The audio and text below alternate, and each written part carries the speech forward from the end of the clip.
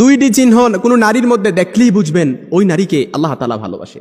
প্রিয় ভাইরা, রাগ করে কোনো লাভ নেই, এটা আমার কথা না, স্বয়ং আল্লাহ তাআলা কোরআন আল কারীমে এই বৈশিষ্ট্যগুলো তুলে ধরেছেন। আমার মা বোনদের ভেতরে যদি দুইটি গুণ থাকে তাহলে বুঝে নিতে হবে আল্লাহ তাআলা তাকে প্রচুর পরিমাণে ভালোবাসে ইনশাআল্লাহুল হাদিস।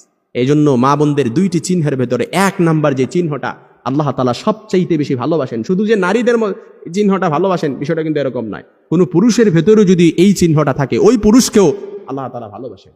এর এক নাম্বার হচ্ছে ইন্নাল্লাহা ইউহিব্বুত তাওয়াবিন, যখন সাথে সাথে গুনাহ করে ফেলছেন, সাথে সাথে যদি তওবা করে ফেলেন, এই তওবাকারী বান্দাকে আল্লাহ তাআলা সব চাইতে বেশি ভালোবাসে।